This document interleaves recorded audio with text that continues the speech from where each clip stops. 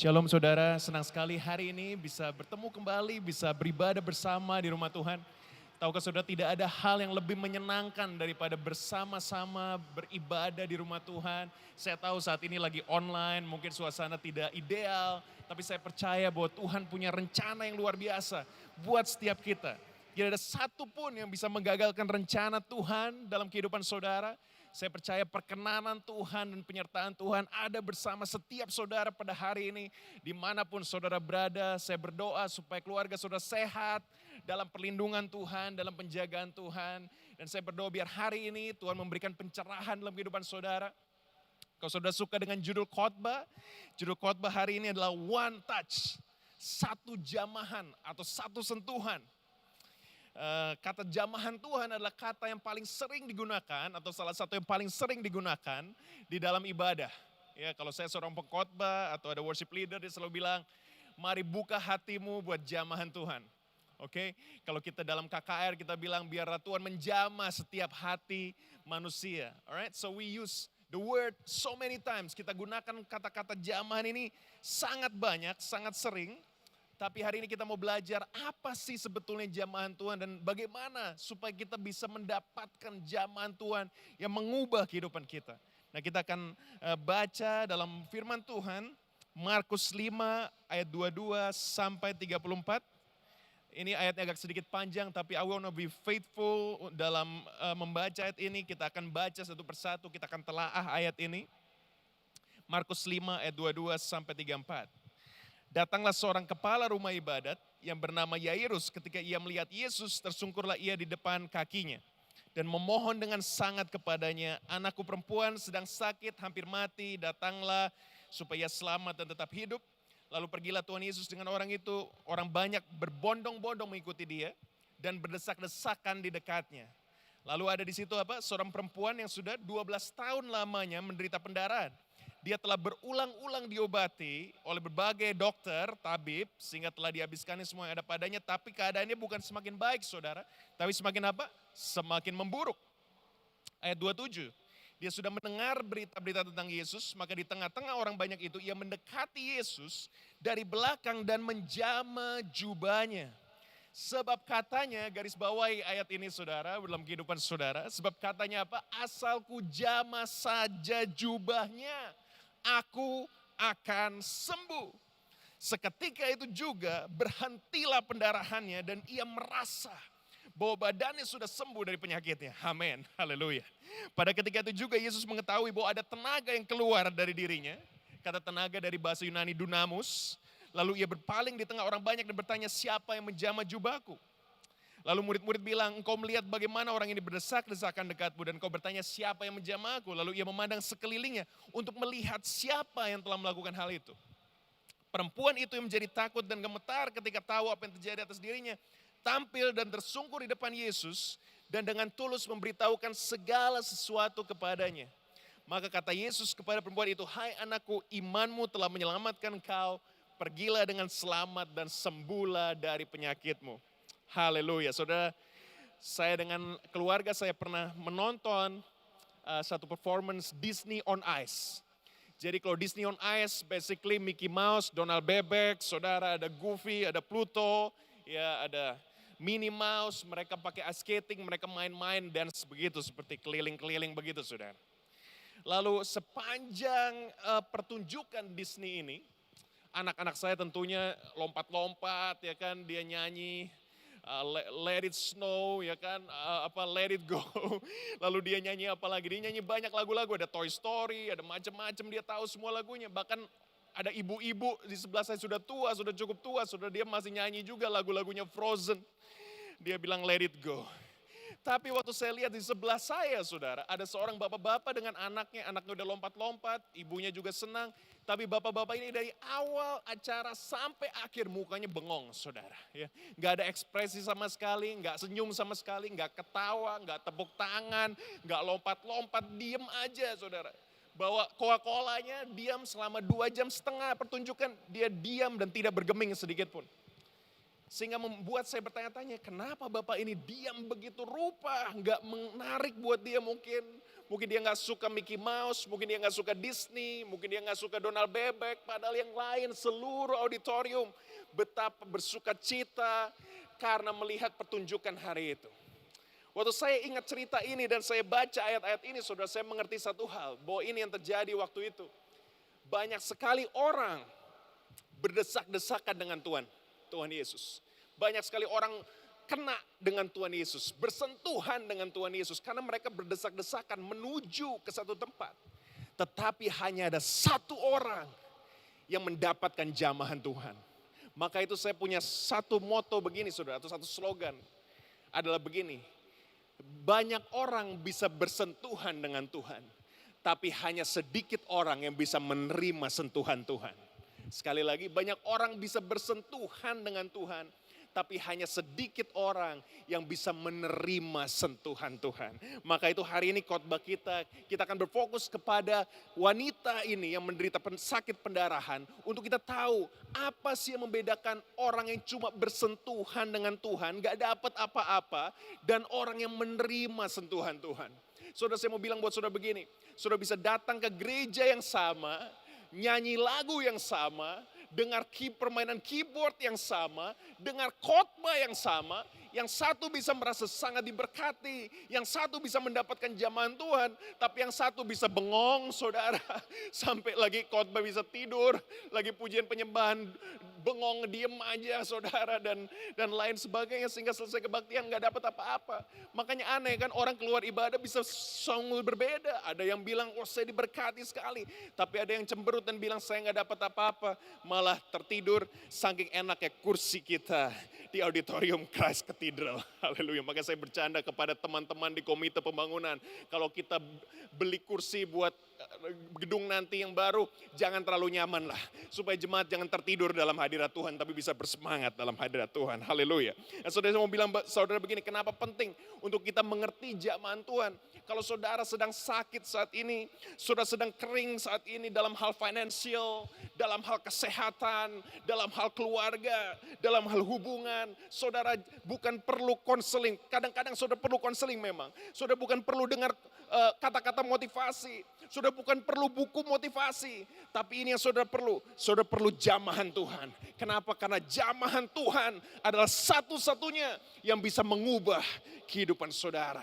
Maka itu hari ini saya berdoa, saudara tidak cuma mengerti bagaimana cara kita bisa dijamah Tuhan, tapi saudara bisa benar-benar bisa mengalami jamahan Tuhan secara pribadi. Ada 3 hal yang membedakan antara orang yang berbondong-bondong, berdesak-desakan, bersentuhan dengan Tuhan, dan perempuan ini yang mendapatkan sentuhan Tuhan. Kita pelajari bersama, saudara. Yang pertama adalah begini, perempuan ini adalah perempuan, she was desperate. Desperate ini bahasa Indonesianya kurang tepat. Waktu saya cari di kamus, saudara, susah sekali menemukan definisi kata desperate di Indonesia. Kenapa? Karena desperate ini artinya apa? Sudah tidak ada solusi lagi. Sudah tidak ada option lain lagi, opsi lain lagi. Hanya ada satu, yaitu Tuhan Yesus Kristus. Di ayat 26 sudah bisa baca, seorang perempuan yang sudah 12 tahun lamanya menderita pendarahan. Ia telah berulang-ulang diobati oleh berbagai tabib, sehingga telah dihabiskan semuanya yang ada padanya. Tapi keadaannya semakin memburuk. Tahukah saudara, orang yang menderita pendarahan, kalau saudara hidup di zaman tahun 2000 tahun yang lalu, harusnya saudara tahu bahwa begini, kalau orang sedang pendarahan, wanita sedang datang bulan, itu tidak boleh ke gereja, itu tidak boleh untuk ke bait suci karena dianggap sedang najis. Dia harus bersih dulu, baru dia boleh ke bait suci. Apalagi perempuan ini 12 tahun dia menderita pendarahan, berarti apa? Dia 12 tahun sudah gak ke gereja. Saudara, kita aja ibadah di rumah 6-7 bulan sudah, waduh, udah capek banget, saudara, udah pingin banget ke gereja. Apalagi perempuan ini, bayangkan 12 tahun dia gak bisa ke gereja loh. Secara culture dan peraturan dia harus keluar dari rumahnya, berarti dia diceraikan oleh suaminya. Dia tidak boleh tinggal dengan keluarganya. Dia udah habis uangnya, dia gak bisa ke gereja 12 tahun. Tidak ada satu orang pun yang bisa menjamah kehidupannya.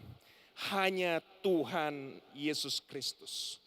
Tahukah saudara yang membedakan antara orang desperate dan orang gak desperate adalah begini.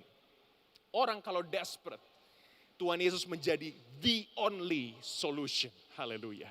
Tapi orang kalau tidak desperate, Tuhan Yesus menjadi one of the solution. Apa bedanya the only dengan one of?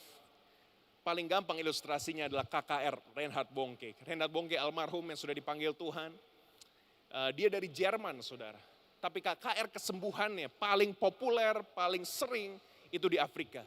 Di benua Afrika, banyak negara di Afrika mengundang dia. Dan kalau dia KKR, sudah ratusan ribu orang datang. Ratusan orang, bahkan ribuan orang bisa mengalami kesembuhan. Yang tuli bisa mendengar, yang buta bisa melihat, lumpuh berjalan sering sekali. Videonya banyak, saudara cari di YouTube, saudara. Ini bukan tipu-tipu, ini serius, saudara. Ini mujizat yang direcord secara nyata. Kenapa di Afrika begitu banyak orang disembuhkan, tapi Reinhard Bonnke hampir tidak pernah mengadakan KKR di Eropa. Bahkan di kotanya sendiri, di negaranya sendiri, di Jerman. Kenapa? Karena kalau orang Jerman datang KKR, dia sakit, dia bilang begini, ya sudah saya coba disembuhkan di kebaktian kan. Begitu dia nggak sembuh di kebaktian, Senin dia bisa ke dokter ya. Selasa dia bisa minum obat. Rabu sudah membaik, mungkin seminggu dia sembuh. Kanker tumor pun operasi di Jerman bisa sembuh, saudara. Teknologi begitu luar biasa sehingga Tuhan Yesus di Jerman menjadi one of the solutions buat banyak orang di negara itu. Tapi kalau di Afrika, orang datang dengan desperate seperti wanita yang menderita sakit pendarahan 12 tahun, dia bilang, Tuhan sembuhkan saya. Kalau saya nggak sembuh di KKR ini, saya mati besok. Kenapa? Nggak ada obat. Rumah sakit tidak memadai, gak ada orang yang bisa tolong. Tahukah saudara, kadang-kadang Tuhan bawa kita ke place of desperation. Ke tempat di mana kita merasa desperate. Kenapa? Karena waktu saudara desperate, waktu saudara merasa tidak ada lagi yang bisa tolong saudara. Seperti kondisi COVID saat ini saudara. Mungkin bank gak bisa tolong saudara. Mungkin keluargamu gak bisa tolong hidupmu. Mungkin orang-orang yang kamu percaya gak bisa tolong kehidupanmu. Tapi saya percaya waktu saudara desperate, hanya Tuhan Yesus yang sanggup menolong saudara. Maka itu saudara katakan, asal ku jamah saja jubahnya, aku pasti sembuh. Saya berdoa apa yang dialami wanita ini 2000 tahun yang lalu. Dia desperate dan dia menerima jamahan Tuhan. Biar saudara hari ini tahun 2020, saudara menerima jamahan Tuhan. Semua yang desperate, jangan datang ke orang lain. Jangan datang ke tukang tipu saudara. Jangan datang ke rentenir saudara. Jangan datang ke orang-orang yang menjanjikan harapan palsu.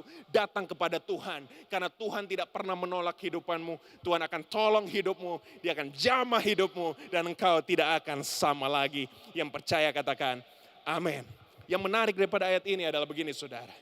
Ceritanya Tuhan Yesus sedang mau menyembuhkan anak kepala rumah ibadat.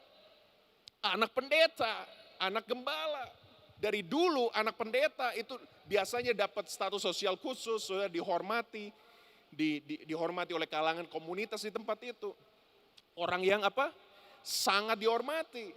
Tapi wanita ini sangat najis. Wanita ini sangat kotor.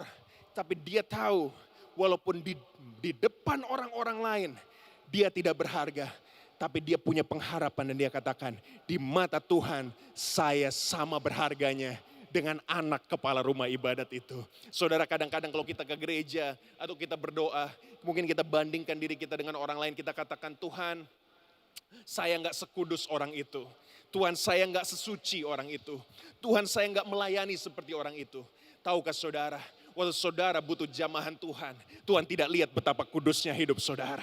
Tuhan tidak lihat betapa sucinya hidup saudara. Tuhan tidak lihat betapa banyak engkau melayani Tuhan. Tapi siapapun engkau, apapun latar belakangmu, kalau engkau desperate after God, God will touch your life, will touch your heart, sehingga hidupmu akan berubah. Dan saya percaya hari ini saudara, walaupun saudara tidak kudus, saudara tidak sempurna, jamahan Tuhan yang akan menjamah dan menyempurnakan kehidupan saudara. Yang kedua adalah dia gak cuma desperate, tapi dia active faith. Haleluya. Semua katakan active faith. Apa bedanya iman yang aktif dan iman yang pasif?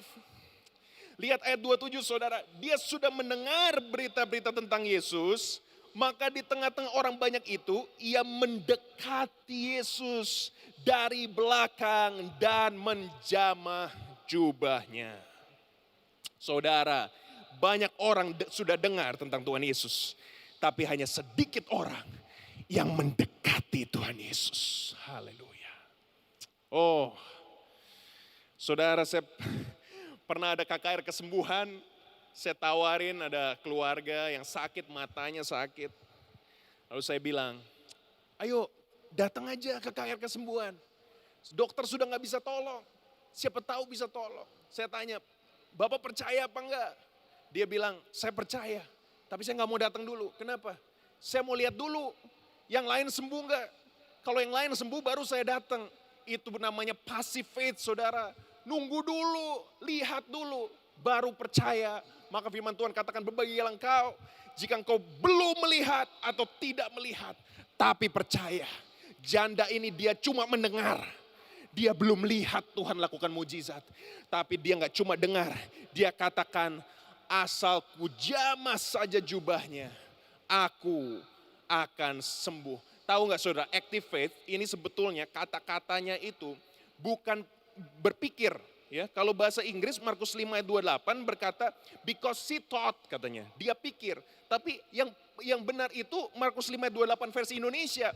Sebab katanya asal ku jamah saja jubahnya, aku akan sembuh. Ini namanya active faith. Jadi berkata dia, lego bahasa Yunaninya. Kalau saudara punya iman, saudara percaya sesuatu terjadi dalam hidup saudara.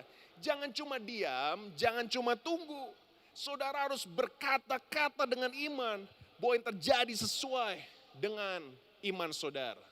Kalau saudara punya keluarga yang belum dimenangkan atau belum kenal Tuhan, jangan cuma tunggu sampai mereka mau ke gereja. Katakan dengan iman, aku percaya Natal ini keluarga aku disembuhkan, keluarga aku dijamah Tuhan. Haleluya. Ya, kalau saudara sedang mengalami kekurangan secara ekonomi, jangan tunggu keadaan membaik saudara. Katakan kepada keadaan ekonomimu, dalam nama Tuhan Yesus terjadi kebangunan, engkau bisa tolong. Jangan cuma imani saudara, tapi amini. Haleluya. Kalau saudara mau ingat satu hal hari ini, jangan cuma mengimani, tapi mengameni. Apa itu? Amen, itu artinya ya, pasti. Benar saudara. Coba saudara kalau lihat bahasa Yunani, amen itu artinya truly, benar. Makanya kalau lagi ibadah, apalagi di Christ Cathedral kan, yang saya bilang, ada amen saudara. Amen saudara, kenapa? Karena waktu saudara katakan amen, saudara katakan, ya saya percaya bahwa firman itu terjadi buat kehidupan saya. Ini dong wanita ini, dia bukan cuma berpikir Tuhan bisa sembuhkan dia. Dia punya active faith. Dia katakan, asal ku jamah saja jubahnya, aku pasti sembuh. Bukan aku akan sembuh, itu kata aslinya aku pasti sembuh saudara. Apakah saudara hari ini punya active faith? Atau selama ini iman saudara jangan-jangan iman yang pasif. Ya, iman pasif itu cuma menunggu, menunggu dan menunggu. Firman Tuhan berkata, orang-orang yang menantikan Tuhan, bukan menunggu. Nanti kapan-kapan saya khotbah saudara ya, bedanya menantikan dan menunggu. Menunggu itu saudara diam aja gak ngapa-ngapain. Tapi menantikan selama saudara di dalam hadirat Tuhan, saudara katakan, aku percaya Tuhan, aku percaya, aku percaya. Dan dia mengambil langkah mendekati Tuhan Yesus. Oh, tahukah saudara, untuk ngambil langkah mendekati Tuhan Yesus, dia mikir-mikir pasti. Kenapa? Di perjanjian lama itu saudara, kalau saya minta tolong pemain keyboard maju sebentar untuk jadi ini ilustrasi ya, dengan menggunakan protokol. Nah, saya pakai masker dulu ya, saya pakai masker. Bukan main keyboard sini ya. Jadi saudara, zaman dulu kalau orang najis nih, saya misalnya perempuan sakit pendarahan, ini pendeta ya, dia orang yang kudus ya. Coba jadi pendeta dulu. Lah, kalau saya sentuh dia jadi najis. Dia yang kudus jadi najis karena saya sentuh dia. Mau sekudus apapun dia, mau dia pendeta, mau dia imam, apapun, dia nggak bisa lagi masuk ke bait suci kalau disentuh oleh wanita yang sakit pendarahan. Tapi dengan penuh keberanian, dia sentuh Tuhan Yesus, saudara. Di tengah-tengah keramaian. Kenapa? Karena dia tahu secara hukum dia najis. Tapi secara hati dia tahu Tuhan Yesus mengasihi dia. Yang luar biasa, saudara. Di perjanjian lama, orang najis datang ke orang kudus jadi najis. Tapi di perjanjian baru, saudara, orang najis menyentuh orang kudus, menyentuh Tuhan yang kudus. Yang najis jadi kudus. Karena kekudusan Tuhan mengalahkan kenajisan kita. Yang percaya berikan kemuliaan buat Tuhan. Silakan kembali ke tempat duduk. Ya, Tuhan berkati. Saya lepas masker saya. Itu keyboardis hebat, saudara. Pakai masker aja ganteng banget ya. Apalagi maskernya dibuka. Nah, saudara, wanita itu mikir-mikir, gimana ya, saya jamah enggak? Dia takut Yesus marah. Dia takut Tuhan Yesus marah. Tapi dia tahu dalam hatinya, kalau Tuhan Yesus jamah dia, bukan Tuhan Yesus yang jadi najis. Dia yang jadi kudus. Saudara yang merasa najis hari ini, jangan takut dengan kekudusan Tuhan, saudara. Kenapa? Justru dia yang kudus datang kepada saudara, supaya saudara yang najis dikuduskan oleh Tuhan. Dia tidak lihat dosamu, dia lihat hatimu. Yang ketiga dikatakan, tadi apa yang pertama, saudara? Dia desperate. Yang kedua, dia punya active faith. Yang ketiga, dia clings on to Jesus. Mohon maaf, saudara, ini gak ada bahasa Indonesianya. Bahasa Indonesia yang paling mirip sama cling on itu bahasa Jawa. Namanya nyantol, saudara. Ya. Nyantol itu benar-benar, waduh, dia pegangin terus, saudara. Bahasa aslinya bukan sentuh. Sentuh itu cuma gini, saudara. Sentuh itu. Dia apa? Hapto. Hapto itu apa? Dia pegang, rangkul, dan dia tidak lepaskan. Oh, kenapa? Dia nggak mau cuma dijamah dikit, saudara. Anak milenial sekarang kan. Mari, angkat tanganmu kalau engkau mau terima Tuhan Yesus. Ya ampun, saudara. Angkat tangannya setengah lencang kanan begini, saudara. Ini lencang atas, saudara. Saya bilang, gue yang sayang khotbah aja nggak bisa lihat. Apalagi malaikat di surga, ya saya bercanda lah, malaikat bisa lihat. Cuma nggak ada kesungguhan begitu. Tepuk tangan begini, saudara. Ada yang tepuk tangan ke celana jeans begini, saudara. Aduh, ini perempuan, dia nggak cuma desperate, nggak cuma punya active faith. Dia gandolan ke Yesus, nyantol, saudara. Dia apa itu namanya? Rangkul Yesus. Karena dia katakan, saya nggak mau cuma terima jamahan dikit, seiprit. Dia mau kalau dijamah Tuhan, dia mau jamahan yang begitu hebat, jamahan yang begitu dalam, jamahan yang begitu besar, yang bisa mengubahkan kehidupan dia. Dia katakan waktu itu, saudara, kalau Tuhan Yesus saya rangkul, maka itu beda. Yang lain cuma senggol-senggol Tuhan, gak kerasa apa-apa. Begitu Tuhan Yesus dirangkul sama perempuan ini, Tuhan Yesus katakan, ada tenaga yang keluar dari tubuhku. Dia bilang ke murid-murid, tunggu. Padahal ini lagi urgent, saudara. Ini lagi ICU nih, UGD kan, ke rumahnya Yairus kan. Anak perempuannya Yairus, anak pastor sedang sakit, lagi buru-buru. Tuhan Yesus karena dipegang sama perempuan ini, keluar tenaga, dia mikir, dia bilang, tunggu, dia bilang. Dia lihat kanan kiri, dia bilang, sopo seng jama aku, bahasa Jawa, saudara ya, waktu itu. Yesus itu bisa bahasa Ibrani, tapi bisa bahasa Jawa juga. Dia bilang, sopo ini yang jamah. Ya. Lalu murid-murid bilang, aduh guru, ini begitu banyak orang. Masalah apa jubah-jubahan, masalah nantilah. Ayo cepetan, enggak mau. Tuhan Yesus bilang, enggak mau. Saya mau tahu siapa yang jamah. Waduh, benar-benar dek. Saya bertanya-tanya, kenapa Tuhan? Kok sampai berhenti ya? Tahu enggak kenapa, saudara? Kalau saudara desperate akan jamahan Tuhan. Kalau saudara punya active faith. Oh, Tuhan tertarik kepada iman saudara. Tuhan tertarik kepada hati saudara. Sampai dia diam. Dia cari saudara. Pagi, siang, sore, malam ini. Tuhan Yesus mencari Berapa banyak hati jemaat Tuhan yang desperate sama Tuhan, yang haus sama Tuhan, yang punya active faith, yang katakan Tuhan, saya gak perlu yang lain Tuhan, gak perlu harta, gak perlu kekayaan, saya hanya perlu Engkau saja, tanpa Engkau saya gak bisa hidup. Iman seperti ini saudara, menarik hati Tuhan, sampai dia diem, dia cari siapa ini, bukan marah, justru dia tertarik. Maukah saudara, Tuhan tertarik atas kehidupan saudara? Rangkul dia. Cling on to Jesus. Haleluya. Yakobus 4 ayat 8 katakan, mendekatlah kepada Allah dan Ia akan mendekat kepadamu. Yang terakhir saya katakan buat saudara, adakah saudara saat ini yang merasa saudara diisolasi, insignificant, desperate? Saya minta pemusik bisa maju ke depan.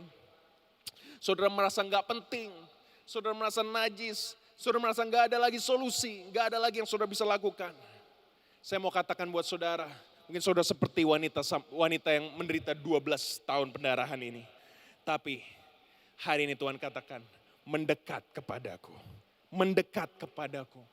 Dan terima jamahan Tuhan.